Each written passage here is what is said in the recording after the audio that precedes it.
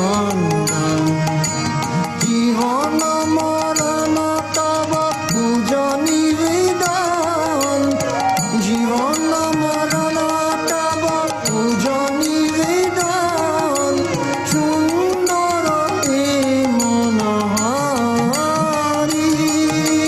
সুন্দর হে মনোহরি কৃষ্ণ মুরারি শ্রীকৃষ্ণ মুরারি মম মন মন্দিরে রহনিশি কৃষ্ণ মুরারি শ্রীকৃষ্ণ মুরারি মম মন মন্দিরে রহনিশি কৃষ্ণ মুরারি শ্রীকৃষ্ণ মুরারি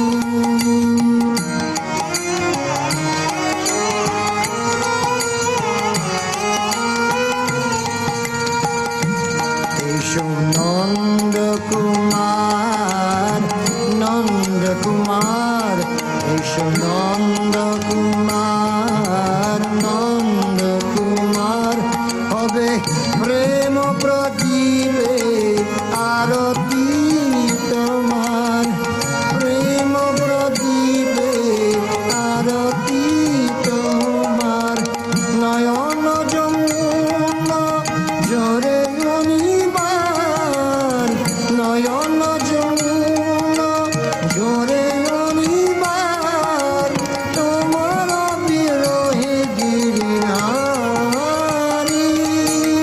তোমার বিরহে গিরিধারী কৃষ্ণ মুরারি শ্রীকৃষ্ণ মুরারি মম মন মন্দিরে রহনিশি কৃষ্ণ মুরারি শ্রীকৃষ্ণ মুরারি মম মন মন্দিরে রহনিশি কৃষ্ণ মুরারি শ্রীকৃষ্ণ মুরারি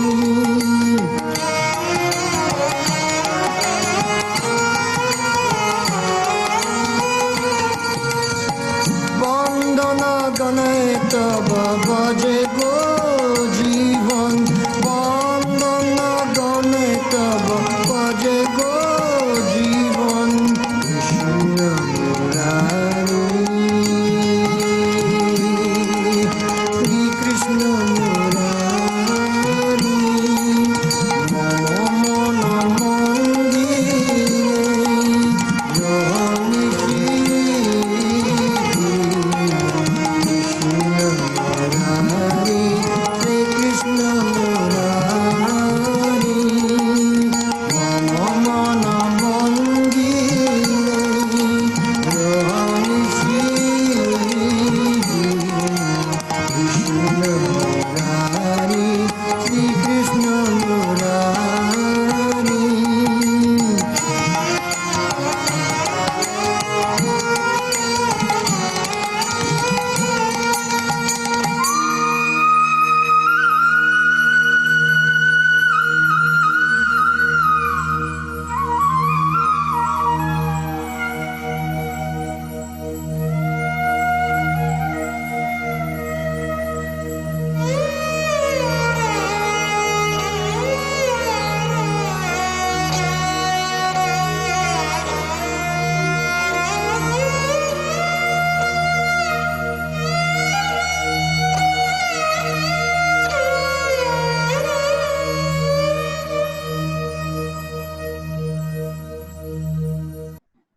नमः ओम विष्णुपदाय कृष्ण पृष्ठाय भूतले श्रीमदे जय पताका स्वामी नामिने नमः आचार्य पदाय निताय कृपा प्रदायिने गौर कथा धामदाय नगर ग्राम तारिणे नमः ओम विष्णुपदाय कृष्ण पृष्ठाय भूतले श्रीमदे भक्ति वेदांत स्वामी नामिने नमस्ते सारस्वती देवे गौरवाणी प्रचारिणे निर्विशेष शून्यवादी पाश्चात्य देशतारिणी जय श्री कृष्ण चैतन्य प्रभु नित्यानंद श्री अद्वैत गदाधर श्रीवासादि गौर भक्त वृंद हरे कृष्णा कृष्ण कृष्ण हरे हरे हरे राम राम राम हरे हरे जयतां सुरतो पंगुर मम मंद मति गति मत्सर्वस्व पदाम्बुजो राधा मदन मोहन कृष्णाय वासुदेवाय देवकी नंदनाय च नंद गोप कुमाराय गोविंदाय नमो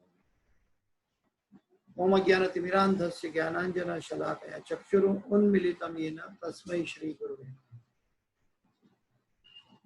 आज हमारी साप्ताहिक भगवत गीता की कक्षा में आप सब भक्तों का स्वागत है। हरे कृष्ण।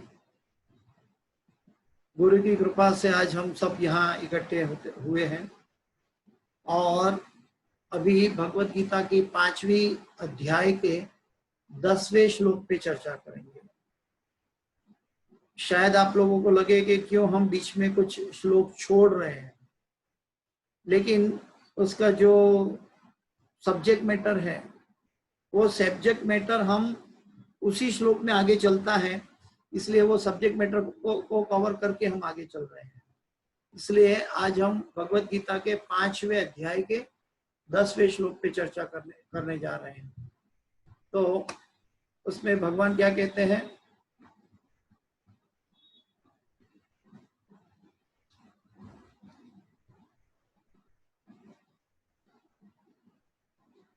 ब्रह्मण्याधाय कर्माणि संगं त्यक्त्वा करोति यः लिप्यते न स पापेन पद्मपत्रमिवाम्भसा। ब्रह्मण्याधाय कर्माणि संगं त्यक्त्वा करोति यः लिप्यते न स पापेन पद्मपत्रमिवाम्भसा। ब्रह्मण्याधाय कर्माणि संगं त्यक्त्वा करोति यः लिप्यते न स पापेन पद्मपत्रमिवाम्भसा। और तात्पर्य भाई इसी भक्ति वेदांत स्वामी श्रील प्रभुपाद महाराज की जय। अनुवाद: जो व्यक्ति कर्म फलों को परमेश्वर को समर्पित करके आसक्ति रहित होकर अपना कर्म करता है, वह पाप कर्मों से उसी प्रकार अप्रभावित रहता है जिस प्रकार कमल पत्र जल से अस्पृश्य रहता है। ये बहुत इंपॉर्टेंट सब्जेक्ट मैटर है। हमने देखा तीसरे अध्याय का कर्मयोग में देखा था, बाद में अभी ये 5वां अध्याय तक पहुंच गए हैं कर्मयोग के आधार पे प्रश्न भावना भाविक कर्म के ऊपर।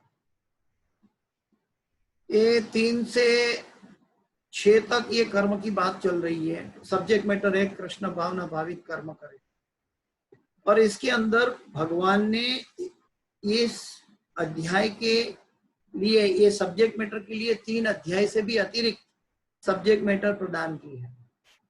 लेकिन फोकस किसका किया है कि हम कृष्ण भावना भावित कर्म करें, हम कर्म योग में रहें। कर्म योग का मतलब है कृष्ण भावना भावित कर्म, शास्त्रोक्त कर्म। अभी यहाँ पे आज भी भगवान अलग अलग तरीके से एक ही बात बता रहे हैं कि जो व्यक्ति कर्म फलों को परमेश्वर को समर्पित करके, पहले बताया था कृष्ण भावना भावित कर्म करने का, अभी कृष्ण भावना भावित कर्म करने के बाद जो भी अगर हमने कर्म किया है वो कर्म फल भगवान को समर्पित करने की बात है। अभी जनरली हम सब इस भौतिक जगत में बहुत सीमित दृष्टि में चलते हैं। वैसे तो इसीलिए तो कहा गया है हम दृष्टिहीन हैं, क्योंकि आध्यात्मिक दृष्टि ज्यादातर लोगों को नहीं मिल पाती कलयुग के प्रभाव में। लेकिन ये दृष्टि में कुछ कुछ हमें प्राप्त हुई है गुरु की कृपा से, लेकिन हमारी दृष्टि दीर्घ दृष्टि नहीं होती। ना हमें कल का पता है तो दीर्घ दृष्टि की है तो भी क्या करेंगे। तो परमेश्वर को समर्पित करके आसक्ति रहित होकर अपना कर्म करना। परमेश्वर को हमारा कर्मफल कैसे समर्पित करें? एक्चुअली हम सब, आगे बताया जाएगा गीता के अंदर, हम सब कंजूस है। हम कंजूस है। कंजूस का मतलब है हम कुछ भी कर्म करते हैं तो कर्म फल की आशा रखते हैं, और यही हमारा कर्म बंधन का कारण है। कर्म बंधन से मुक्त होना है तो कर्म फल हमें भगवान को अर्पित करना है। लेकिन कर्म फल वो होना चाहिए कि जो कृष्ण भावना भावित कर्म किया था वो। कृष्ण भावना भावित कर्म करने से हम न केवल भगवान को प्रसन्न कर सकते हैं, लेकिन साथ साथ हम इस जगत के कर्म बंधन से भी छूट सकते हैं। कर्मणा गहनो गति। तो परमेश्वर को समर्पित करने की बात आती है तो लोग डर जाते हैं। ज्यादातर इसको कैसे समझेंगे, पहले तात्पर्य पढ़ते हैं, उसके बाद हम चर्चा करेंगे।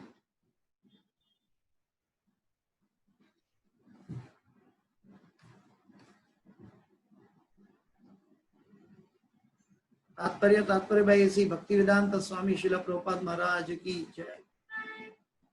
यहाँ पर ब्रह्मणी का अर्थ कृष्ण भावनामृत में है। यह भौतिक जगत प्रकृति के 3 गुणों की समग्र अभिव्यक्ति है। सत्वगुण, रजोगुण और तमोगुण हम जानते हैं, जिसे प्रधान की संज्ञा दी जाती है। वेद मंत्र सर्व एतद् ब्रह्म, मांडुक्य उपनिषदो तस्माद् एतद् ब्रह्म नाम रूपम अन्नम च जायते, मुंडक उपनिषद 1-2-10। तथा भगवत गीता में 14:3 में मम योनिर महत ब्रह्म से प्रकट की जगत की प्रत्येक वस्तु ब्रह्म की अभिव्यक्ति है। और यद्यपि कार्य भिन्न भिन्न स्वरूप में प्रकट होते हैं, किंतु तो भी वे कारण से अभिन्न है। ईशोपनिषद में कहा गया है कि सारी वस्तुएं परब्रह्म या कृष्ण से संबंधित है। इसका मतलब क्या है कि हमारा जो बाह्य रूप, हमारी आंखों से जो दिखता है, कण कण में जो भगवान विष्णु विराजमान है, वो सभी भगवान से उत्पन्न है और भगवान पर संबंधित है। यहाँ पे हमारा शरीर भी एक मंदिर है। वो मंदिर से हमें भगवत प्राप्ति करनी है, परमात्मा और भगवान की प्राप्ति करनी है।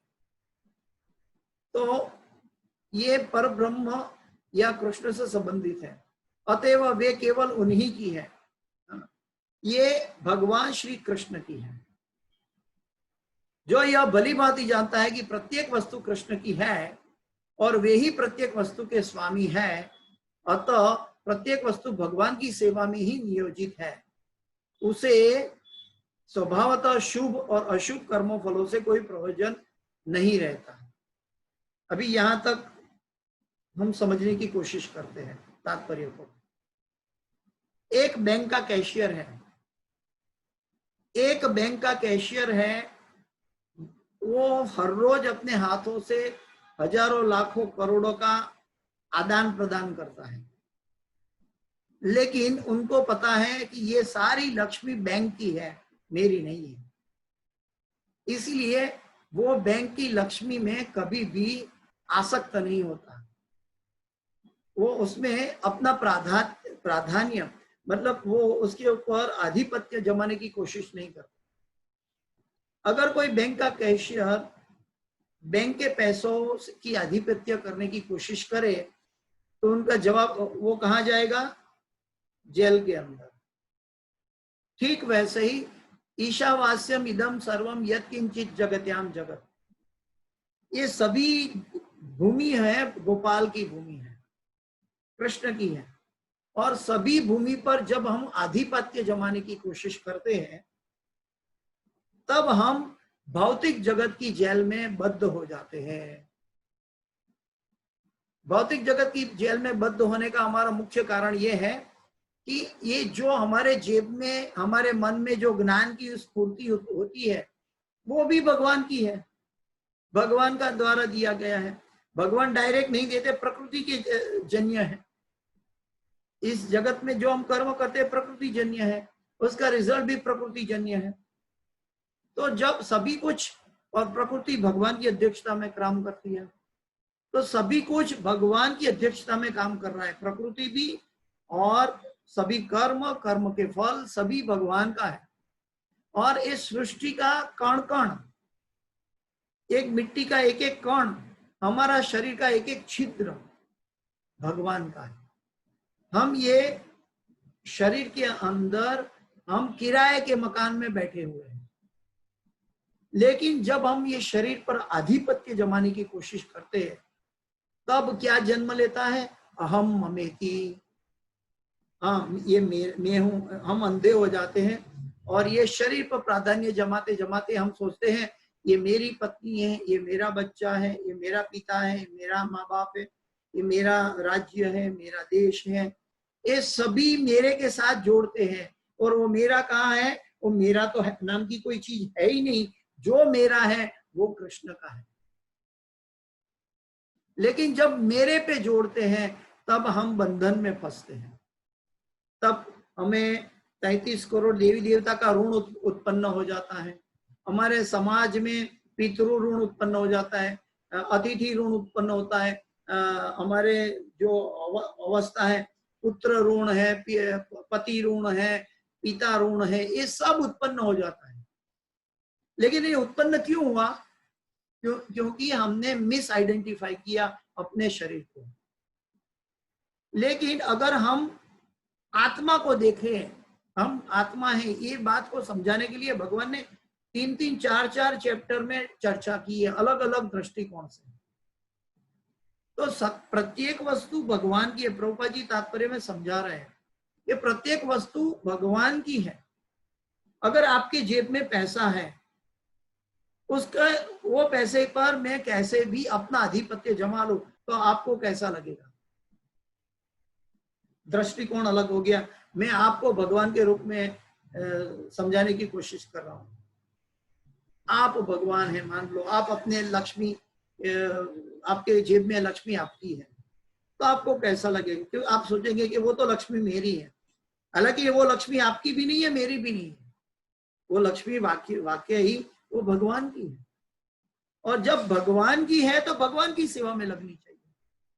अगर ये मैं एक घड़ी पहनता हूं, तो घड़ी मेरे हाथ के ऊपर, मेरी घड़ी मैंने बांध रखी है, तो वो घड़ी मैंने बांध रखी है, वो घड़ी का कार्य क्या है? मुझे बराबर जब जरूरत पड़े समय दिखाना। तो मेरे हाथ पर बंधी हुई घड़ी का कार्य क्या होता है? मुझे समय दिखाना, मेरी सेवा करना। मुझे जब इसकी जरूरत पड़े, आवश्यकता हो, तब उसका इस्तेमाल के लिए वो तत्पर तैयार होती है। और तुरंत ही वो ऐसा नहीं सोचती कि आप नहीं देख रहे थे इसलिए मेरा सेकंड कांटा बंद था, इसलिए मैं पहले देख लूं कितना टाइम हुआ। वो घड़ी चलती रहती है, कालोस्मी हम भगवान कहते हैं, और चलती रहती है घड़ी। और घड़ी कभी भी देखो, नींद में से भी उठ के भी देखो, हमें तुरंत सही समय दिखा देती है। ठीक वैसे ही इस जगत के अंदर सभी कुछ भगवान श्री कृष्ण का है। और स्वप्न में भी अगर हमें इसके पर आधिपत्य जमाने की कोशिश करें, तो हम गलत चोर कहलाएंगे। हम प्रकृति के स्वामी बन ही नहीं सकते। हमारे पृथ्वी की पूरी संपत्ति इकट्ठी कर लो, तो हम एक मिट्टी का कण नहीं बना सकते हैं। आज हम देखते हैं, इसरो संस्था है, नासा है, मंगल ग्रह पर, चंद्र ग्रह पर जाके ढूंढते हैं, वहां पानी ढूंढते हैं। अगर वो पानी बना सकते तो उनको ढूंढने की आवश्यकता क्या है? अगर वो वहां रहने के लिए लायक आवरण है और रहने के लिए लायक प्रकृति है, वो उसकी खोज में लगे हुए हैं। अगर वो वहां वो स्वयं पैदा कर सकते हैं, तो इतने बड़े नासा को या इसरो को मंगल पे और चंद्र पे जाके इतनी संशोधन करने की जरूरत क्या है? ये जरूरत दिखाता है कि ये सभी चीजों पर हम डिपेंडेंट हैं। और ये डिपेंडेंसी क्योंकि हम अनदेखी करते हैं, और उसके ऊपर आधिपत्य जमाने की कोशिश करते हैं कि हम चंद्र पर, ग्रह पर जाके मेरे भारत का फ्लैग लगा दे, या मेरे अमेरिका का फ्लैग लगा दे, या रशिया का फ्लैग लगा दे। हाँ, लेकिन ये फ्लैग आया कहां से? क्या कोई शास्त्र में था? तो ये एक बृहत स्वरूप से देखना है कि हम जैसे जीव जो अज्ञानता में आधिपत्य, प्रकृति पर प्रभुत्व जमाने की जो कोशिश है वो वहां तक फैल गई है कि पृथ्वी उनको कम पड़ रही है और अलग अलग ग्रह पे जाने की कोशिश कर रहे हैं। और हम भी, इस जगत के एक सामान्य मानवी भी, उसको जरूरत से ज्यादा कंफर्ट और अपने परिवार के लिए ज्यादा चीजों पर आधिपत्य जमाने की कोशिश में लगा रहता है। और ये कोशिशों के अंदर होता क्या है कि जीवन का असली ध्येय वो भूल जाता है। जीवन का असली ध्येय जो खोज में लगे हुए हैं वो तो हमें प्रकृति देने वाली है। हमारे निर्वाह के लिए हमें जो आवश्यकता है प्रकृति देने वाली है, लेकिन क्योंकि हम उसके ऊपर डिपेंडेंट नहीं है तो हम सोचते हैं कि हम खोज करके हम उसको ले आएंगे। तो खोज कर, जैसे कि ब्रह्मा जी ने भी सृष्टि का सर्जन किया, तो तप करके भगवान से आज्ञा लेके भगवान की बताई हुई दिशा में खोज किया, तो उनको सबसे पहले पता चला, दूसरे स्कंद में आता है कि पृथ्वी के कण कण में भगवान की उत्पत्ति मौजूद थी। जहां भगवान कृष्ण की दृष्टि नहीं हुई, महत्त्व पैदा नहीं हुआ, तब तक ब्रह्मा जी उसके ऊपर से सर्जन नहीं कर सके। जहां तक भगवान की अंदर बीच में कनेक्शन नहीं है, वहां हम कोई कनेक्शन नहीं कर सकते। एक मृत्यु के शरीर में, डेड बॉडी के अंदर से आत्मा चली जाती है तो आत्मा के साथ परमात्मा भी चले जाते हैं, तो वो डेड शरीर से हमारा कोई रिश्ता रह नहीं जाता। हमें लगता है कुछ समय के लिए, जब तक जल जाता है तब तक लगता है कि मेरे पापा का शरीर था, ये मेरी माता का शरीर था, या मेरे बुजुर्ग का शरीर था, लेकिन ये शरीर से हमारा कोई आदान प्रदान नहीं टिकता है। ना हम उसके साथ बात कर सकते हैं, ना हम उसके साथ कुछ आदान प्रदान कर सकते हैं। क्यों? क्योंकि हमारे और उसके बीच में भगवान की जो परमात्मा के रूप में जो परिस्थिति थी वो चली गई। तो हम इस जगत के अंदर अगर हम प्रकृति के साथ भी कनेक्शन करना चाहते हैं, भौतिक जगत के भौतिक जगत पर प्रभुत्व जमाने भी चाहते हैं अगर अज्ञानता के वश, लेकिन जब तक हमारे बीच में, प्रकृति के बीच में मय्याध्यक्षेन प्रकृति सूयते सचराचरम, जब तक हम भगवान को बीच में नहीं लाते तब तक प्रकृति हमारे आदेश पे कार्य नहीं करेगी। अगर करना पड़ा तो उनका रिएक्शन आएगा और वो हमें भुगतना पड़ेगा। तो प्रकृति के अध्यक्षता, भगवान की अध्यक्षता में प्रकृति काम करती है। तो हर एक कण कण में भगवान है। जब ये कर्म फल, ये जो कर्म उत्पन्न होता है प्रकृति के द्वारा होता है, और प्रकृति के द्वारा कर्म हुआ है, शास्त्रोक्त कर्म प्रकृति के द्वारा उत्पन्न हुआ है, और उसका कर्म फल भी प्रकृति के द्वारा उत्पन्न होता है जो भगवत धाम ले जाता है, और बाकी भौतिक जगत के कर्म भी प्रकृति हमें दे रही है। और जब भौतिक जगत के कर्मों की आवृत्ति का फल जब हम प्रकृति से मिलता है तब हम भौतिक जगत में बद्ध हो जाते हैं। इसलिए हमारा कर्म शास्त्रोक्त हो तो उसका कर्म फल भी आध्यात्मिक उन्नति, भक्ति की दिशा में जाएगा। हम लोग अच्छी तरह जानते हैं, ओम पूर्णमदः पूर्णमिदं पूर्णात् पूर्णमुदच्यते पूर्णस्य पूर्णमादाय पूर्णमेवावशिष्यते। हम ये बात अच्छी तरह जानते हैं कि भगवान श्री कृष्ण पूर्ण पुरुषोत्तम परमेश्वर है। ये पुरुषोत्तम महीना चल रहा है और भगवान श्री कृष्ण पूर्ण पुरुषोत्तम परमेश्वर है, और हम सब जीव अपूर्ण हैं। इसकी परीक्षा कहाँ होती है पता है? हमारी अपूर्णता की परीक्षा तो वैसे हर क्षण होती है, लेकिन क्योंकि हम अज्ञानता में हैं इसलिए देख नहीं पाते। और असली परीक्षा हमारी अज्ञानता की जो होती है कि हम अपूर्ण हैं, ये हमारी मृत्यु की घड़ी है। हमारी जो अंतिम इच्छा अधूरी रह गई, वो इच्छा पूरी करने के लिए भगवान हमें, प्रकृति हमें सहायता करके अगले जन्म में वो इच्छा पूरी करने के लिए वहां से हमारा जीवन शुरू करती है। तो रहस्य क्या छुपा हुआ है? रहस्य ये छुपा हुआ है कि जो भक्ति की प्रक्रिया है, तो भक्ति की प्रक्रिया में सबसे पहले हमने इक्विलिब्रियम प्लेटफॉर्म पे आना होगा। अभी हम ज्यादातर प्रिजुडाइज प्लेटफॉर्म पे खड़े हैं। हम शरीर हैं, हम हिंदू हैं, हम वैष्णव हैं, हम ये है, हम वो है। लेकिन भक्ति की पराकाष्ठा के अंदर क्या बताया? सर्वपाधिर विनिर्मुक्तम तत्परत्वेन निर्मलम। We should give up all type of designation कि मैं ये पुरुष हूं, मैं स्त्री हूं, मैं हिंदू हूं, मैं गुजराती हूं, मैं पिता हूं, मैं पति हूं, मैं पुत्र हूं, मैं इस देश का नागरिक हूं। ये सभी चीज गौण है अपनी अपनी जगह में। उसका मैं ये नहीं कहूंगा कि गलत है, क्योंकि हमारे कर्म का फल से हमें प्राप्त हुई है।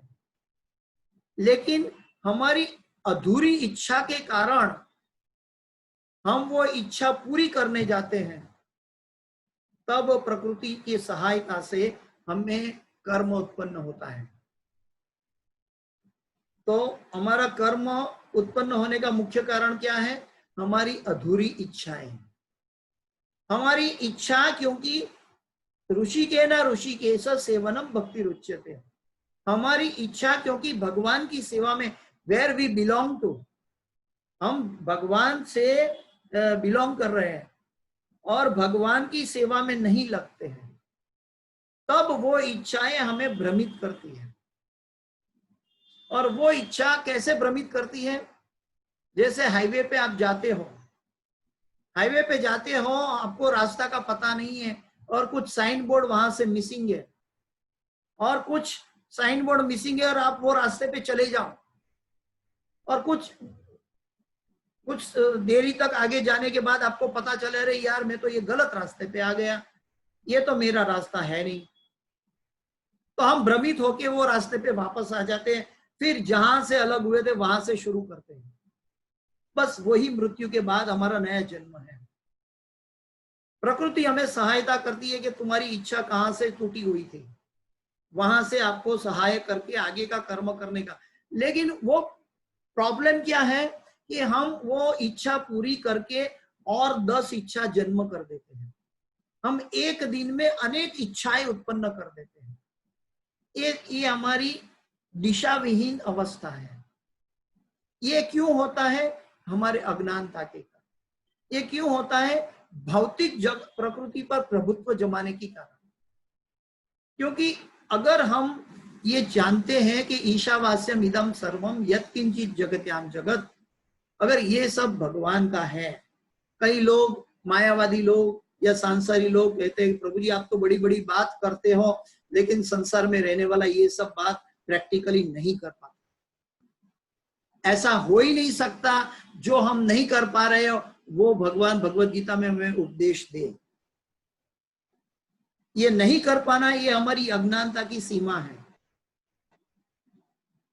इस भगवत गीता के अंदर, इस मैन्युअल के अंदर भगवान ने ऐसा कोई भी संदेश नहीं दिया जो मनुष्य न कर सके। इसके लिए हमें साधु गुरु और शास्त्र के पर आश्रय लेने की जरूरत है। तो जब हम प्रकृति के कर्मों का फल को भगवान को अर्पित कर देते हैं, तब हमें शुभ और अशुभ कर्म से कोई प्रयोजन नहीं रहता। यहां तक कि आगे प्रभुपाद जी बताते हैं तात्पर्य में, यहां तक कि विशेष प्रकार का कर्म संपन्न करने के लिए भगवान द्वारा प्रदत्त मनुष्य का शरीर भी कृष्ण भावनामृत में संलग्न किया जा सकता है। हमारा शरीर भी, जैसे हम जानते हैं कि मंदिर के पुजारी लोग सभी अपने पूरे शरीर को भगवान की सेवा में लगा देते हैं। भगवान के भक्त वो सुबह उठकर भगवान का नाम का जप करते हैं, वही शरीर का उपयोग करते हैं, वही जिह्वा का उपयोग करते हैं और कृष्ण भावनामृत में संलग्न करते हैं। जब तक हम कृष्ण भावनामृत से संलग्न हैं, तब तक हमारी जीवन की अवस्था का कोई हेतु है। जब हम कृष्ण भावना भावित अवस्था से संलग्न नहीं रहेंगे तब हम हमारी दुर्दशा होगी, और आधुनिक समाज इस दुर्दशा की और अग्रसर आगे चल पड़ा है। तब यह पाप कर्मों के कलमश से वैसे ही परे रहता है जैसे कि कमल पत्र जल से रहकर भी भीगता नहीं। अगर हम कर्म और कर्म फल भगवान को अर्पित करते हैं तो हमें कर्म बंधन नहीं उत्पन्न होगा। लेकिन श्री चैतन्य महाप्रभु इस श्लोक की गहराई को कोई दूसरी दिशा में लेकर जाते हैं, क्योंकि श्री चैतन्य महाप्रभु और ये आज का श्लोक के दोनों में अंतर क्या है। यहां हमारी प्रिजुडाइज अवस्था है, वो प्रिजुडाइज अवस्था से हमें न्यूट्रल अवस्था तक लेकर जाने के लिए ये आज का श्लोक भगवान मेहनत कर रहे हैं अर्जुन के सामने, अर्जुन को निमित्त बनाकर। पहले अर्जुन लड़ना नहीं चाहता था, लड़ना नहीं चाहना क्या था, उसका मनोधर्म था। वो शास्त्र की बात बताता था, लेकिन वो शास्त्र की बात अर्जुन ने बताई वो भी उसकी मन गढ़ंत एनालिसिस थी, क्योंकि कोई भी शास्त्र की बात भगवान के उपदेश से बाहर नहीं है। और वो दशा से निकालकर अर्जुन को न्यूट्रल अवस्था में लेकर आना है। ये इस अध्याय के अंत में आप देखेंगे कि भगवान इक्विलिब्रियम की बात करेंगे। आगे जाके श्लोक में हम देखेंगे, उसमें श्लोक आता है, विद्या विनय संपन्ने ब्राह्मणे गवि हस्तिनी शुनि चैन स्वपाके च पंडिता समदर्शिना। पंडिता समदर्शिना, तो जो ओरिजिनल ज्ञानी भक्त जो है वो समदर्शी हो जाएगा। समदर्शी तब होगा जब आई मी एंड माई जाएगा। आई मी एंड माई रहेगा तब तक हम समदर्शी नहीं हो सकते। आई मी एंड माई का मतलब है ये मेरा बच्चा है, ये मेरा घर है, ये मेरा पत्नी है, ये मेरा शरीर है, ये मुझे एसी चाहिए, ये सब आई मी एंड माई के साथ जुड़ा हुआ है। लेकिन रियल आई के साथ अगर हम जुड़ जाएंगे तो आई के साथ हम भगवान के साथ भी जुड़ेंगे। तो मी एंड माई को छोड़ना है, लेकिन आई जो है बिलोंग टू कृष्णा, ममे वांछो जीव लोके जीवो भूत सनातन। तो आई को भगवान की सेवा में लगाना है। हम जिस where we belong to there we have to serve. ये घड़ी मेरे हाथ पे चल रही है, तो ये घड़ी का सर्विस क्या होती है, मुझे टाइम दिखाना। तो मैं भगवान का अंश हूं, तो मेरा कर्तव्य क्या है, भगवान की सेवा में लगना। सिंपल उदाहरण है। अगर मैं भगवान की दिशा में, भगवान की सेवा में नहीं लगता तो मैं कहीं और लगूंगा, क्योंकि मुझे सेवा तो करनी पड़ेगी। लेकिन मैं, कृष्ण है सूर्य, सब माया है अंधकार, फिर मैं माया की सेवा करने लगूंगा। जब कृष्ण की सेवा में डिनाई करूंगा तो माया की सेवा करने लगूंगा। तो इसीलिए प्रभुपाद जी समझाते हैं इस कक्षा में कि हमें कर्म फल भगवान को अर्पित करना चाहिए। लेकिन श्री चैतन्य महाप्रभु चैतन्य चरितामृतम में कहते हैं कि ये शुद्ध भक्ति का लक्षण नहीं है। क्यों?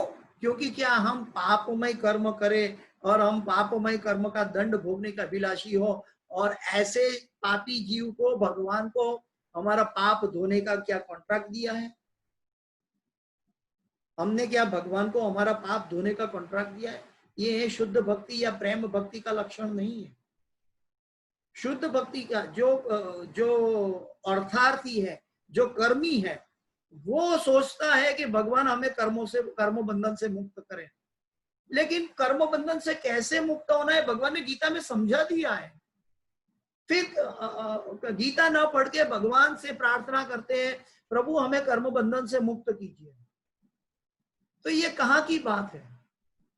जब भगवान ने रास्ता दिखाई दिया है और वो रास्ते पे हम चलते नहीं और फिर कर्म बंधन से मुक्त होने की बात करते हैं, और फिर पापमय कर्म करते ही रहते हैं, और फिर जो मन चाहे मनोधर्म के कर्म करते रहते हैं, और फिर भगवान से प्रार्थना करते हैं मुझे कर्म बंधन से मुक्त करो।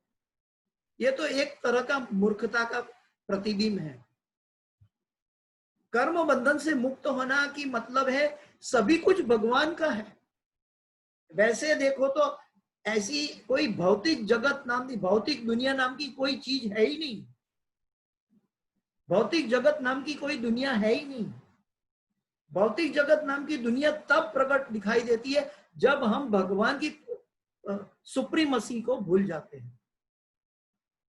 भगवान का है, जब कृष्ण याद आता है तब हम आध्यात्मिक जगत में ऑटोमेटिक चले जाते हैं, क्योंकि भगवान और भगवान का नाम अभिन्न है।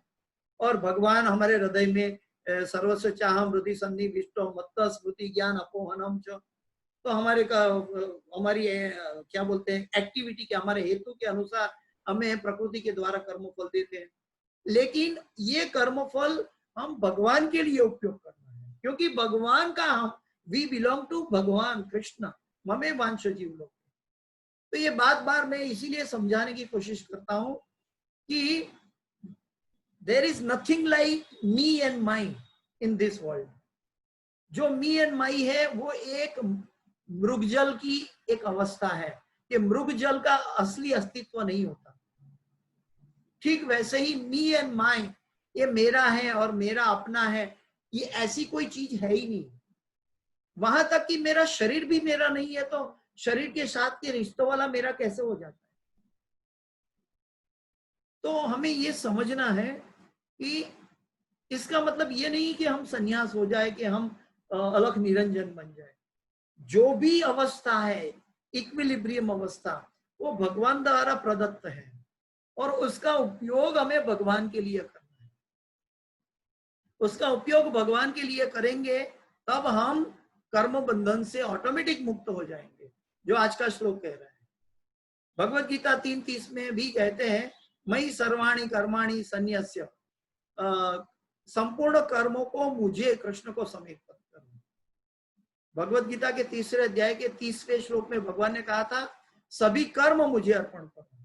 और आज भगवान आज के श्लोक में कहते हैं, सभी कर्म फल भी मुझे अर्पण करो। और चैतन्य महाप्रभु कहते हैं कि हमें भगवान को अर्पित वो करना है जो भगवान को अच्छा लगे। गीता हमें पशु से मनुष्य बनाती है, इसलिए कम से कम कहती है कि ये सब भगवान का है, तुम छोड़ो और भगवान को अर्पित करो। तुम्हारे अंदर का कर्मों के अंदर त्रुटि है तो अभी उसका कर्मफल भगवान को अर्पित करो, ये भगवान की करुणा है। लेकिन जब हम पूर्ण है, हम इच्छाओं के पीछे भागते हैं, तब हमारी अपूर्णता बढ़ती जाती है। हमारी अपूर्णता इतनी बढ़ती जाती है कि हमारा ज्ञान अज्ञानता की और अग्रसर बनते जाता है। इसलिए हमारी इच्छाओं को पूरी करना है तो हमें भगवान की भक्ति करनी चाहिए। श्रीमद् भागवत में एक श्लोक है, पहला स्कंद में आएगा अभी, अकाम सर्व काम हुआ मोक्ष काम उदारधि तीव्रेण भक्ति योगेन यजेत पुरुष परम।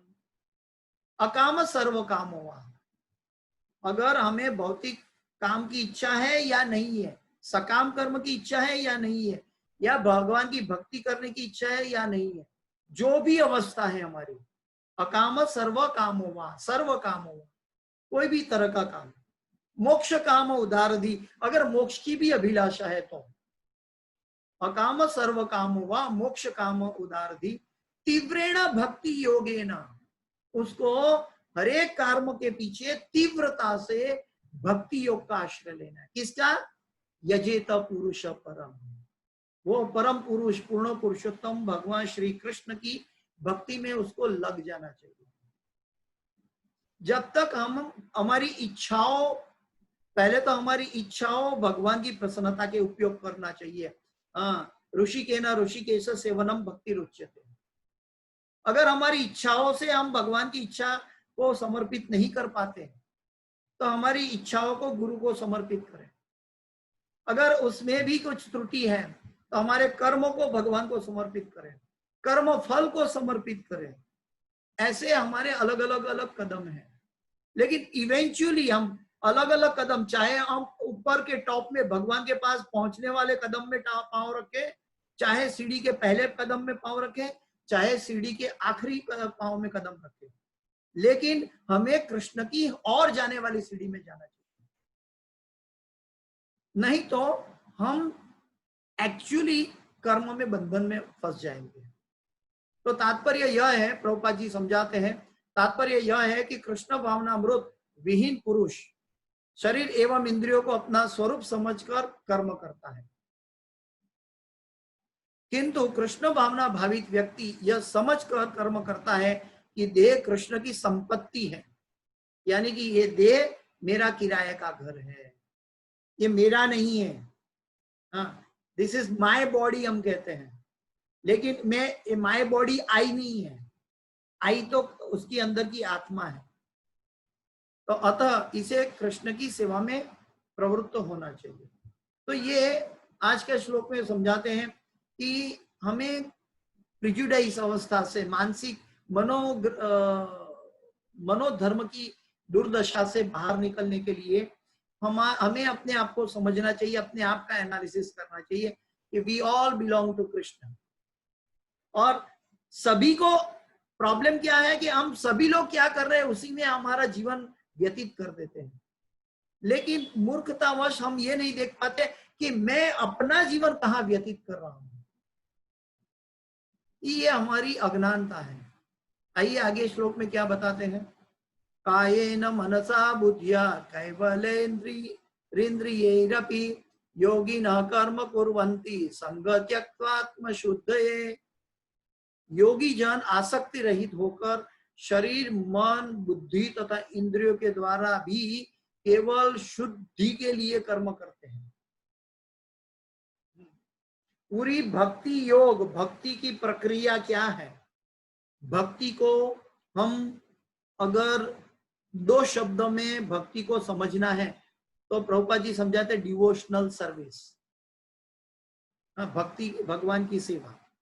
लेकिन उसको एनालिटिकली अगर हमें समझना है, तत्व से समझने की, वो तत्व तो है डिवोशनल सर्विस, लेकिन उसको हमें ग्रामेटिकली समझना है भक्ति को, तो कैसे समझेंगे? हम एकेडमिकली समझने की कोशिश करें भक्ति क्या है तो कैसे समझेंगे? भक्ति का मतलब है इच्छाओं की शुद्धि। बस इस जगत के अंदर अगर हमने इच्छा शुद्धिकरण कर लिया तो भगवान हमसे दूर नहीं है। लेकिन हम इच्छाओं का शुद्धिकरण करते करते करते 84 लाख योनि से भटके आए हैं, लेकिन फिर भी इच्छाओं को नियंत्रण बार पैदा करते जाते हैं। एक ही दिन में कितनी इच्छाएं हैं, ऐसी इच्छाएं हैं कि जो हमारे लिए काम की नहीं है, जो हमें मालूम है कि हमारे लिए कोई लायक नहीं है, जो हमें पतन के मार्ग पर ले जाने वाली इच्छाएं, वो इच्छाएं भी हमारे अंदर सतत उत्पन्न होती है और वो इच्छाग्रस्त हम रहते हैं। तो योगी जन जो है वो आसक्ति रहित होकर, आसक्ति रहित का मतलब है वो बॉडी कॉन्शियस से बाहर उठ के आत्मा की कॉन्शियस में स्थित है। वो जानता है अपना स्वरूप कि मैं भगवान का नित्य दास हूं, और दास का जो नैतिक कर्म है वो भगवान की सेवा है। ओरिजिनल कॉन्स्टिट्यूशनल पोजीशन, हमारी बंधारणीय अवस्था जो है वो भगवान की सेवा है। तो शरीर, मन, बुद्धि तथा इंद्रियों के द्वारा भी केवल शुद्धि के लिए कर्म करते हैं। लेकिन सांसारी लोग क्या करते हैं? सांसारी लोग शरीर से कुछ और बोलते हैं, मन से कुछ और सोचते हैं और काम करते कुछ और है। कर्मणा मनसा वाचा जो भक्ति की दिशा में होना चाहिए, सांसारी लोग क्या करते हैं? मन में कुछ और सोचते हैं, मुंह से कुछ और बोलते हैं और काम कुछ तीसरा कुछ और करते हैं। और ये हमारा कर्म बंधन का प्रॉब्लम है। कर्म बंधन का प्रॉब्लम से बाहर निकलने के लिए आसक्ति रहित होकर, अगर हमें शरीर का उपयोग करना है, मन का उपयोग करना है, इंद्रियों का उपयोग करना है, लेकिन हमें अकाम सर्व काम व मोक्ष काम उदारधि तीव्रेण भक्ति योगेन यजेत पुरुष परम, हमें भगवान कृष्ण की सेवा में जुड़ना है। अगर हम ये कार्य नहीं कर सकते, श्री चैतन्य महाप्रभु समझाते हैं कि हमें भगवान को या हमारे गुरु पर बोझ नहीं डालना है। बोझ डालने का मतलब है हम भगवान से व्यापार कर रहे हैं।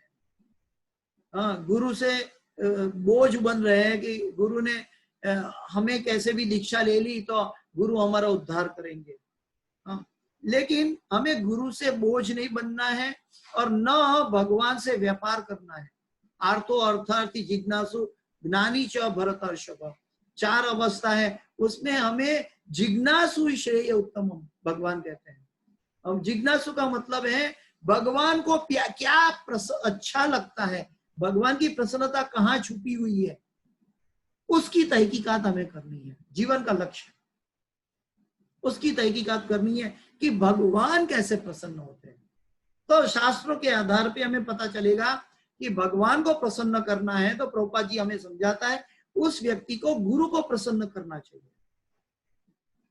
और जो गुरु को प्रसन्न करेगा वो व्यक्ति योगी जन कहलाएगा। आज का अनुवाद के अनुसार योगी जन का मतलब है कि योग का मतलब है कनेक्शन। गुरु के पास शिष्य इसीलिए जाता है उसका अपना जीव का संबंध भगवान से करवाने के लिए। जीव का संबंध भगवान से करवाता है। जो दीक्षित भक्त है वो भी भक्ति योगी के योगी जन है। तो योगी जन आसक्ति रहित होकर, आसक्ति रहित का मतलब है गुरु मुख पद्म वाक्य चित्ते ते कोरिया ऐक्य और ना कोरी हो मने आशा। जब हमने समर्पितता यज्ञ में आहुति देकर गुरु से समर्पित हो गए, उसके बाद हमारा कर्तव्य एकमात्र है गुरु और भगवान की प्रसन्नता। गुरु और भगवान की प्रसन्नता ये हमारा एकमात्र कर्तव्य है। तो मन बुद्धि और इंद्रियों के द्वारा भी केवल शुद्धि के लिए कर्म करते हैं। तो योगी जन है वो शुद्धि के लिए कर्म करते हैं। तात्पर्य में प्रभुपाद जी को पढ़ते हैं, जब कोई कृष्ण भावनामृत में कृष्ण की इंद्रिय तृप्ति के लिए शरीर मन बुद्धि तथा इंद्रियों द्वारा कर्म करता है तो वह भौतिक कलमश से मुक्त हो जाता है। कृष्ण भावना भावित व्यक्ति के कार्यों से कोई भौतिक फल प्रकट नहीं होता। अगर भौतिक फल प्रकट होगा तो भौतिक जगत में आना पड़ेगा। हमें आध्यात्मिक फल प्रकट हुए ऐसा कोई कार्य है तो वो है भक्ति। और वो भक्ति किसके लिए करते हैं? भगवान के लिए, भगवान की प्रसन्नता के लिए। तो उसका कोई भौतिक फल प्रकट नहीं होता। जो कृष्ण भावना भावित व्यक्ति के कार्यों से कोई भौतिक फल प्रकट नहीं होता। अतः सामान्य रूप से सदाचार कहे जाने वाले शुद्ध कर्म कृष्ण भावनामृत में रहते हुए सरलता से संपन्न किए जा सकते हैं। जैसे कि हम गुरु से दीक्षा प्राप्त की है तो गुरु ने हमें बताया कि 16 माला करो, तो 16 माला करते समय हमारा जितना जीवन व्यतीत हो रहा है, हमारी सांसें चल रही है, हमारा जीवन, हम जितने बुढ़ापे की ओर जाते हैं, वो हमारा कर्म बंधन नहीं होगा। फिर हमें गुरु ने हमें कहा है कि शास्त्रों का अध्ययन करो। तो जितनी समय हम शास्त्रों का अध्ययन करेंगे उतना समय हम कर्म बंधन में नहीं होंगे। उसके बाद कहते हैं कि भक्तों का संग करो। तो जितनी बार हम भक्तों का संग करेंगे तो उतनी बार हम कर्म बंधन में नहीं फंसेंगे। उसके बाद कहते हैं कि दूसरे जीवों को कृष्ण भक्ति प्रदान करो, बुक डिस्ट्रीब्यूशन करो, नगर संकीर्तन करो। तो नगर संकीर्तन करता है, पैदल चल के जाता है, स्ट्रीट में जाता है, कीर्तन करता है, बुक डिस्ट्रीब्यूशन के लिए प्रयत्न करता है। चाहे वो बुक, वो भगवत गीता किसी को दे पाए या ना दे पाए, लेकिन उसका जो एंडेवर है वो एंडेवर कर्म बंधन से मुक्त है। तो उसका जो जीवन है तो ये कर्म बंधन से मुक्त हो जाएगा। तो हमने भक्ति के कदम में सुना था कि आदो श्रद्धा ततो साधु संग ततो भजन क्रिया ततो अनर्थ निवृत्ति। तो भजन क्रिया किया हमने, गुरु से दीक्षा पाकर भजन क्रिया किया, तो ये सब कार्यों में लग के हम अनर्थ से निवृत्त हो जाते हैं अपने आप। क्योंकि हम नगर संकीर्तन करते हैं, कभी शास्त्रों का अध्ययन में लगे, कभी जपमाला में लगे, कभी अर्चन से विधि सेवा में लगे, कभी भक्तों के संग में लगे, कभी भौतिक भक्तों के साथ ज्ञान का आदान प्रदान कर रहे हैं। तो हमारा कार्य जो कोई भी अवस्था में हम कार्य करें भक्ति में, ये सभी हमें कर्म बंधन से मुक्ति की ओर ले जाता है। अतः सामान्य रूप से सदाचार कहे जाने वाले शुद्ध कर्म कृष्ण भावनामृत में रहते हुए सरलता से संपन्न किया जा सकता है। श्रील रूप गोस्वामी ने भक्ति रसामृत सिंधु 1-2-187 में इसका वर्णन इस प्रकार किया है। इहा यस्य हरेर दासे कर्मणा मनसा गिरा निखिला स्वप्य वस्थासु जीवन मुक्त स उच्यते। अपने शरीर, मन, बुद्धि तथा वाणी से कृष्ण भावनामृत में कर्म करता हुआ कृष्ण की सेवा में व्यक्ति इस संसार में भी मुक्त रहता है। इसको कहते हैं युक्त वैराग्य। संसार में रहकर मुक्ति की अवस्था प्राप्त करना, ये युक्त वैराग्य कहलाता है। इसका मतलब क्या है कि इस्कॉन के अंदर जो भी भक्त है वो कम या ज्यादा मात्रा में इस अवस्था में ऑलरेडी स्थापित हो रहा है धीरे धीरे, कि वो वैसे ही संसार से भी मुक्त अवस्था में जा रहा है धीरे धीरे। भले ही वह अपनी तथाकथित अनेक भौतिक कार्यकलापों में व्यस्त क्यों न रहे, भले हम भक्तों से फोन करते हुए दिखाई दे, भले हम भक्तों से कोई चर्चा करते हुए दिखाई दे, भले हम स्ट्रीट में, सिटी में हम घूमते हुए दिखाई दे, लेकिन हमारा घूमना और सामान्य व्यक्ति का घूमना में इतना अंतर है। हम कृष्ण कीर्तन में घूमते हैं, बुक डिस्ट्रीब्यूशन में घूमते हैं, और सामान्य व्यक्ति इंद्रिय तृप्ति में घूमता है, पैसा कमाने के लिए घूमता है। तो वह जानता है कि वह शरीर नहीं है, सॉरी, उसमें अहंकार नहीं रहता कि क्योंकि वह इसमें विश्वास नहीं रखता कि वह भौतिक शरीर है और वह शरीर उसका है, क्योंकि शरीर उसका है, उसको मालूम है कृष्ण का है तो कृष्ण की सेवा में लगाना है। लेकिन आज मूर्खतावश लोग कहते हैं आज मजा कर लो, कल किसने देखा है, अय्याशी करना जानते हैं। तो ये उनके पाप कर्मों की फल है और अज्ञानता की बुद्धि है, अज्ञानता की ओर अग्रसर चलते जाते हैं। यह शरीर भी कृष्ण की संपत्ति है। जब वो स्वयं भी कृष्ण का है, ममे वांछो जीवलोके, और उसका यह शरीर भी कृष्ण की संपत्ति। जब वह शरीर, मन, बुद्धि, वाणी, जीवन, संपत्ति आदि से उत्पन्न प्रत्येक वस्तु को जो भी उसके अधिकार में है कृष्ण की सेवा में लगाता है तो वह तुरंत कृष्ण से जुड़ जाता है। जब हम कृष्ण से जुड़ जाते हैं तो हमारे अंदर जैसे कृष्ण को कोई कर्म बंधन नहीं लगता, वैसे हमें भी कर्म बंधन नहीं लगेगा। जैसे अग्नि के पास जाते हुए ही हमें गर्मी का एहसास होता है, अग्नि के पास जाते हैं तो गर्मी का एहसास होता है। तो गर्मी के लिए हम गर्मी ढूंढने नहीं गए थे, हम अग्नि के पास गए थे। तो अग्नि का लाक्षणिक धर्म है गर्मी प्रदान करना। वैसे भगवान कृष्ण का लाक्षणिक अवस्था है कि जो जीव उनके पास जाता है वो परम पवित्र हो जाता है, वो कर्म बंधन मुक्त हो जाता है, उनकी इच्छा रहित, यानी कि कृष्ण भावनामृत इच्छा में स्थिर हो जाता है। तो वो कृष्ण से जुड़ जाता है, वह कृष्ण से एक रूप हो जाता है। एक रूप का मतलब यह है कृष्ण की इच्छा मेरी इच्छा हो जाती है, और उस अहंकार से रहित होता है जिसके कारण मनुष्य सोचता है कि मैं शरीर हूं। हाँ, वो ऋषिकेन ऋषिकेश सेवनम भक्ति रुच्यते, अपनी इंद्रियों से भगवान की इंद्रियों की सेवा में लग जाता है। यही कृष्ण भावनामृत की पूर्ण अवस्था है। गोपियों का यही भाव था, गोपियों का यही भाव था कि वो सतत भगवान को प्रसन्न करना चाहती थी। हाँ, तो हमें इस जगत के भक्ति के अगर करनी है तो हमें भी ये सोचना चाहिए कि वेर आई बिलोंग टू। अगर मैं जहां से बिलोंग नहीं कर रहा हूं तो वहां क्यों जाना चाहता हूं। जैसे कोई भी व्यक्ति सुबह से घर से निकलता है तो वो शाम को घर पे ही वापस आता है, तो उनको ऐसा माना जाता है कि वो सुबह का भूला शाम को घर वापस आ गए तो उसको भूला नहीं कहते। ठीक वैसे ही जब हम भगवान कृष्ण के हैं, 84 लाख योनि में भगवान के धाम से बिखर गए हैं, लेकिन इस मनुष्य जीवन में फिर से हम भगवत धाम जाने के लिए अग्रसर हो जाए तो हम भूला नहीं कहा जाएंगे। भगवान की और श्रीमती राधा रानी की कृपा, महात्मानस्तु माम पार्थ देवी प्रकृति आश्रिता, हम राधा रानी की आश्रय में चले जाएंगे। खाली हमारे अंदर एक इच्छा तो उत्पन्न हो, पता है जो पापी व्यक्ति है ना, वो भगवान के लिए सेवा की इच्छा भी नहीं कर सकता। दुर्दशा तो यहां तक है कि हम लोग आज कोरोना के कारण मंदिर नहीं जा पाते हैं, वृंदावन नहीं जा पाते, मायापुर नहीं जा पाते, ट्रेन बंद है, जाएंगे तो डर रहता है, और जाएंगे तो मंदिर बंद मिलता है कभी कभी।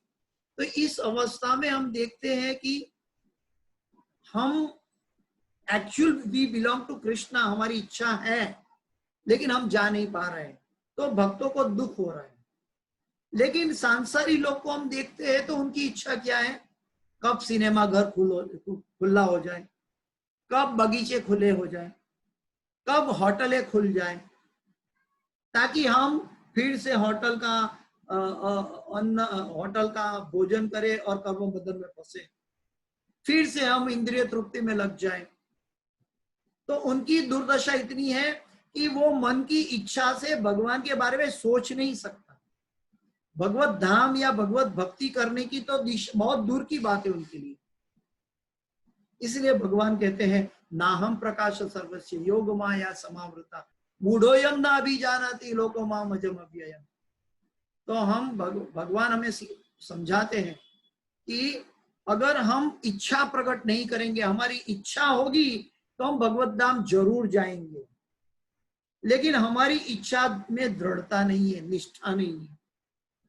हमारी इच्छा कोमल इच्छा है, हमारी इच्छा कोमल इच्छा है सेवा करने की भगवान की, हमारे अंदर दृढ़ता और निष्ठा नहीं है। यही कारण है कि इस जगत के अंदर हम पुनरपि जन्म पुनरपि मरण में घूम रहे हैं। हमारी इच्छा और निष्ठा को दृढ़ करने का साधन है हरे कृष्ण कृष्ण कृष्ण हरे हरे, हरे राम राम राम हरे हरे। ये राम बाण इलाज है, और इसको बनाए रखने के लिए भक्तों का संग और भी राम बाण है, दुर्लभ मानुष जन्म। और उसमें एक घड़ी आधी में पुनिया, करे संगत जो साधु की कटे कोटि अपराध।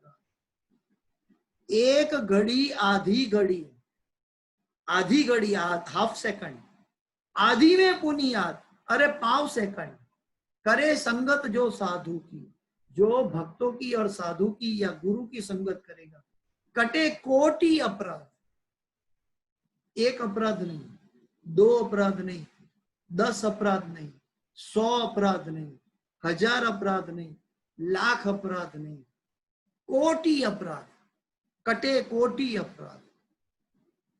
अभी ऐसी हमें हमारे लिए स्कीम भगवान ने जाहिर कर रखी है। हाँ, और ऐसी अवस्था में हमें भगवत भक्तों का संग मिल रहा है, मनुष्य जन्म मिला है, वो भी खाली 500 साल पूर्व चैतन्य महाप्रभु का संग मिला कि इसी कलयुग में श्री चैतन्य महाप्रभु प्रकट हुए। और वो कैसे चैतन्य महाप्रभु का प्रकट का महात्म्य क्या है, क्योंकि वो राधा रानी के हृदय की करुणा लेकर आए।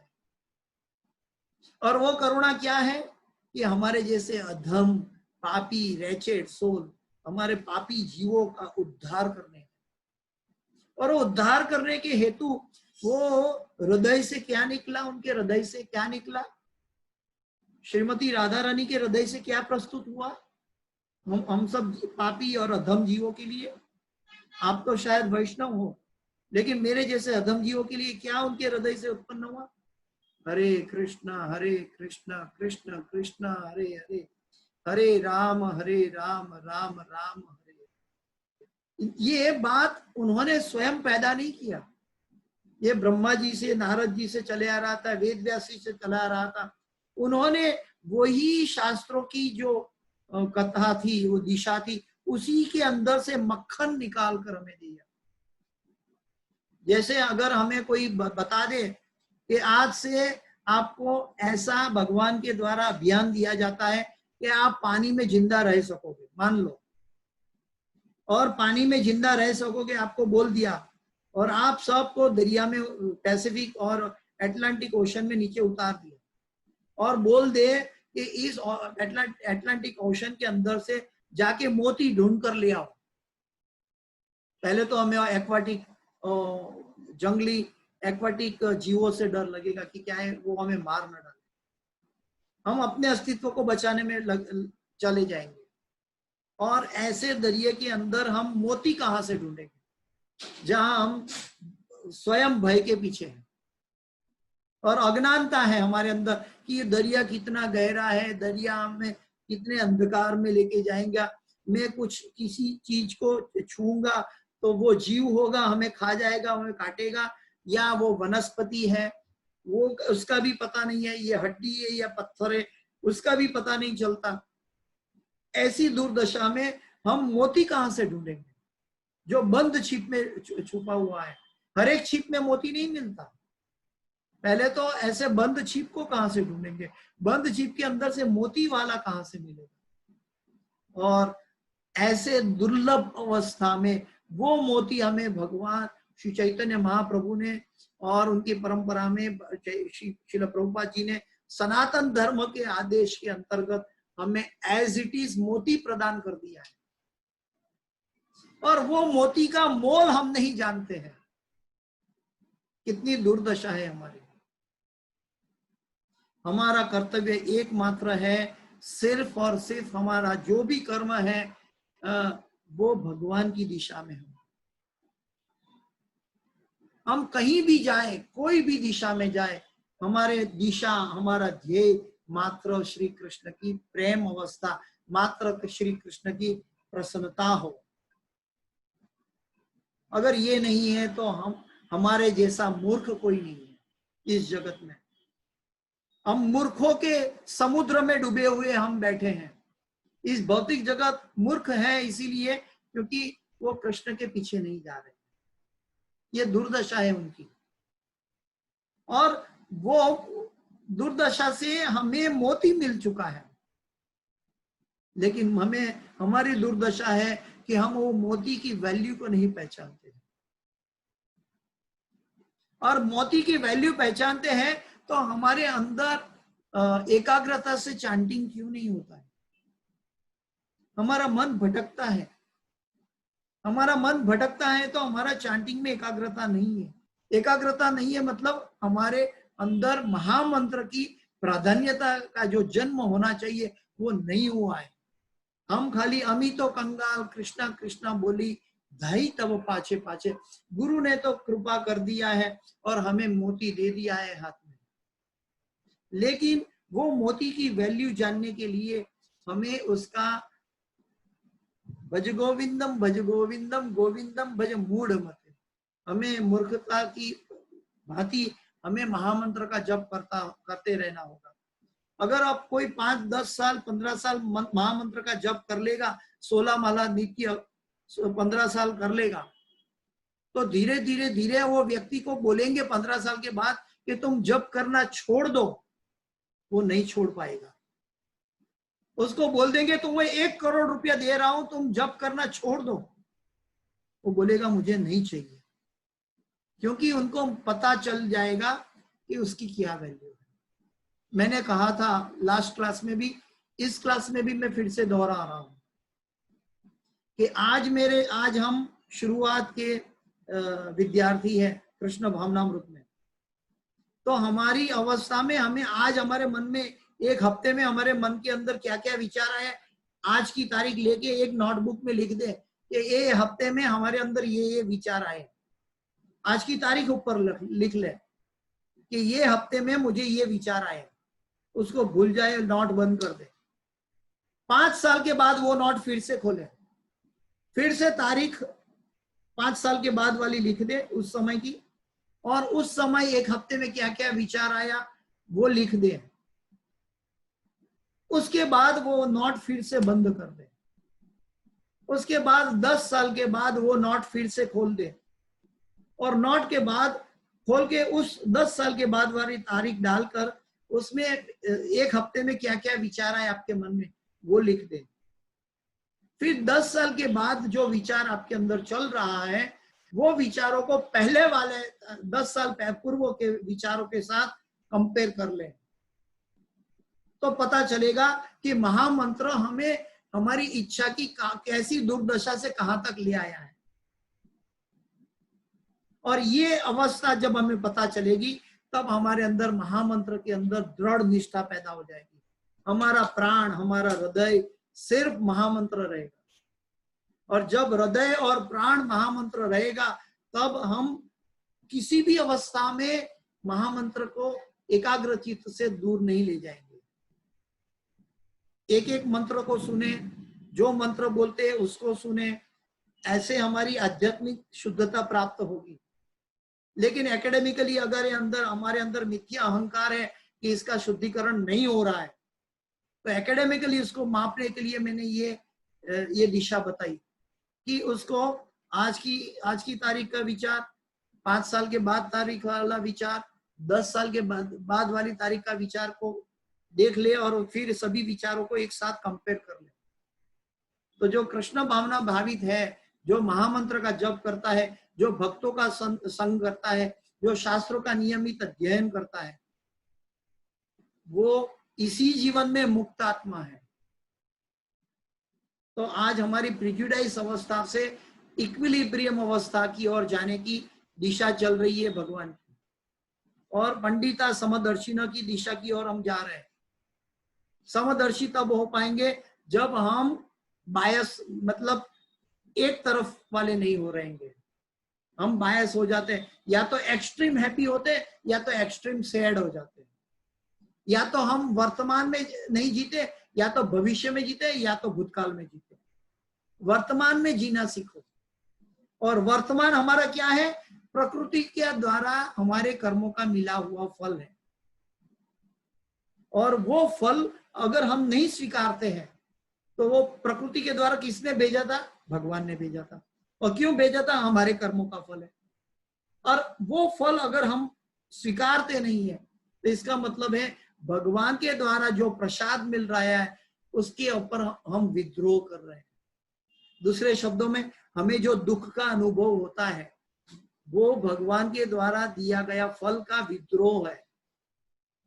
दुख, भगवान के धाम में दुख नाम की बात, संज्ञा नहीं है। भौतिक जगत में दुख नाम की संज्ञा है, क्योंकि हमारी इच्छाओं के साथ हम उसको एनालिसिस करते हैं। वो परिस्थिति को, वर्तमान परिस्थिति को हम हमारी इच्छाओं के साथ एनालिसिस करते हैं, लेकिन हमारी वर्तमान परिस्थिति हमारे भूतकाल का जवाब है, हमारे भूतकाल के कर्मों का, भूतकाल की अवस्था का जवाब है, जिसको हम सहृदय एक्सेप्ट करेंगे। और भगवान, जैसे कि दुख को भी भगवान का भक्त प्रसाद के रूप में मानता है। इसलिए कुंती माता भी कहती है कि हमें बार बार दुख हो ताकि हम भगवान को ना भूलें। तो हमें ये समझना चाहिए इस क्लास के अंतर्गत कि हमारा जो कर्म है कृष्ण भावना भावित कैसे हो। भगवान की करुणा कहाँ तक आकर छुपी है। भगवान ने हमारे जेब की चिंता नहीं की है कि आपके जेब की चिंता मेरे पर छोड़ दो। भगवान ने वहां तक की चिंता कर दी है कि आपकी जिह्वा पर जो शक्ति नाचेगी वो भी मेरी शक्ति है, मेरे नाम की शक्ति है। भगवान ने हमारे मुंह में आकर वो शक्ति प्रदान कर दी है, हमारे मन में शक्ति प्रदान कर दी है। ये शरीर को चलाने के लिए हमें गुरु प्रदान कर दिया, बुद्धि प्रदान कर दी है। फिर कहां हम भटक रहे हैं, फिर कहां हम जा रहे हैं? हम कृष्ण को कैसे भूलते हैं? ये हमारी दुर्दशा है। गुरु महाराज समझाते हैं, जब हम कृष्ण को भूलते हैं तब हमें आंखों से रुदन आना चाहिए। जब हमारे अंदर एकाग्रता से चैंटिंग नहीं हो पाती तो हमारी आंखों से रुदन आना चाहिए। जब हम कृष्ण के लिए कर्म नहीं करते और संसार के लौकिक कर्म में जुड़े हुए हैं, हाँ, कर्म भगवान के द्वारा भेजी गई जिम्मेदारी है, उसको भगवान का प्रसाद मानकर कर्म करें, लेकिन कृष्ण को ना भूलें। अगर संसार में रहकर भी कृष्ण को नहीं भूलेंगे तो संसार के कर्म भी कृष्ण भावना भावित कर्म हो जाएंगे। तस्मात् सर्वेषु कालेषु मां अनुस्मर युध्य च मयि अर्पित मनोबुद्धि मामे वश्यस संशय। तो ये चीज हमें समझना है। गीता ने हमें सब कुछ प्रदान कर दिया है, भगवत धाम जाने का एक एक रास्ता खोल दिया है, एक एक चाबी प्रदान कर दी है, खाली चलना हमें है। और चलने का मतलब क्या है? हमारी इच्छाओं की शुद्धिकरण। जितनी इच्छा शुद्धि होगी उतना हम भगवत भक्ति कर पाएंगे। अगर हमारी इच्छा में मैल है तो भगवत भक्ति नहीं होगी। भगवत भक्ति सिर्फ अर्चन विधि से नहीं होती। अर्चन विधि करना वो भगवत भक्ति की शुरुआत है। भगवत भक्ति का मतलब है हमारा मन और हृदय शुद्ध करना। जिस भगवान हमारे हृदय में बैठे हैं, सर्वस्य चाहम हृदय सन्निविष्टो, तो वो भगवान की इतनी प्राधान्यता है, हमें समझ में आई है गीता के द्वारा, भागवत के द्वारा, भक्तों के द्वारा, गुरु के द्वारा। तो ऐसी महत्ता में इस भगवान को हम मैले हृदय के अंदर, मैले मन के अंदर कैसे विराजेंगे? तो उनको शुद्ध करना हमारा नैष्ठिक, हमारा कर्तव्य है। और उस कर्तव्य को निभाने के लिए महामंत्र का जाप करना हमारी नैष्ठिक प्राधान्यता होनी चाहिए। और ये प्राधान्यता रहेगी तो हमारा हृदय और मन शुद्ध होगा, तो हमारी भक्ति सफल होगी, तो हमारी इच्छा शक्ति कृष्ण की ओर शुद्ध हो जाएगी। मृत्यु के समय हम भगवान को प्रार्थना करते रहें, ठीक है, अच्छी बात है, लेकिन ये मृत्यु का समय के लिए हमें अभी से शुरुआत, जब जागते हैं तभी से शुरुआत करनी है। परीक्षित महाराज जब जागे, 7 दिन पहले जागे, तो 7 दिन में उन्होंने सब कुछ छोड़कर शुरुआत कर दी। और जीवन का अंतिम लक्ष्य मृत्यु की क्षण कैसी होगी, उसके लिए 7 दिन पहले उन्होंने संसार त्याग दिया। वो त्याग और विरक्ति तब आ जाती है जब हमें पता चल जाता है, जब हम जाग जाते हैं, जब आत्म साक्षात्कार हो जाता है, तब हम जागे हुए हैं। और जागने की अवस्था में हम फिर पीछे मुड़ के नहीं देखते, फिर तो हमारा अग्रिमता सिर्फ महामंत्र का जाप रह जाता है। भगवान की सेवा भक्तों के साथ आनंद विभोर, तुष्यंती च रमंती च हो जाता है। लेकिन शुरुआत अवस्था में प्रभु जी 1 घंटा हो गया, अभी ये क्लास कभी समाप्त करेंगे, 1 घंटा हो गया, ये हमारी शुरुआत की दशा है। तो आइए हम सब गुरु के चरणों में प्रार्थना करें कि भगवत भक्ति का लौल्यम हमारे हृदय में बढ़े और हम दिन व दिन हमारे चांटिंग को शुद्ध करें, हमारी एकाग्रता को शुद्ध करें। गुरु महाराज कहते हैं ये पुरुषोत्तम महीना है, बड़ा सेल लगा हुआ है। पुरुषोत्तम भगवान ने इस महीने के अंदर बड़ा सेल, हजारों गुना लाखों गुना सेल व्यतीत किया है कि हम हर रोज भगवान की प्रार्थना में जुड़े। आज हमारे गुरु भाई ये गूगल मीट पर हर रोज भगवान की प्रार्थना में जुड़ते हैं और गोपी गीत गाते हैं, पुरुष चौराष्टक गाते हैं, पुरुषोत्तम योग पढ़ते हैं, श्रीमद् भागवत का अध्याय पढ़ता है। ये बहुत अलौकिक बात है, क्योंकि ये भौतिक भक्तों का संग में होगी, लेकिन ये कितने हैं? बहुत कम है। बाल गोपाल प्रभु जी कहते थे कि हमें तो इसको 200 व्यक्ति तक संख्या बढ़ानी है। तो हमारी दृष्टि ये होनी चाहिए कि न केवल हम शुद्ध हो और जीवों को शुद्धता प्रदान करें, ईच वन टीच वन। लेकिन वो टीच वन तब हो पाएगा जब हमारे अंदर शुद्धता होगी। अगर हमारे अंदर शुद्धता है तो हम दूसरों को शुद्धता प्रदान कर पाएंगे। अगर हमारे अंदर एकाग्रता की चैंटिंग है तो हम दूसरों को एकाग्रता की चैंटिंग दे पाएंगे। तो इसीलिए हम सब गुरु के चरणों में प्रार्थना करें और कि हमारे अंदर लौल्यम बढ़े, हमारे अंदर महामंत्र के जाप का एकाग्रता के लिए लोभ हमारे अंदर जागे। ये हम भौतिक जगत की दुर्दशा में हम न बह जाए, ये हम प्रार्थना करें। आज का क्लास ईश्वरी ने जयपताका स्वामी महाराज के आदेश से आप सब भक्तों की कृपा से कहा गया। इसका जो भी सुकृति है वो मैं मेरे गुरु के चरणों में समर्पित करता हूं, क्योंकि उनके आदेशों से और उनके द्वारा लिया जा रहा है। ये तो एक स्पीकर है और क्योंकि गुरु द्वारा लिया जा रहा है इसीलिए इसके अंदर जो भी सुकृति है वो गुरु की है।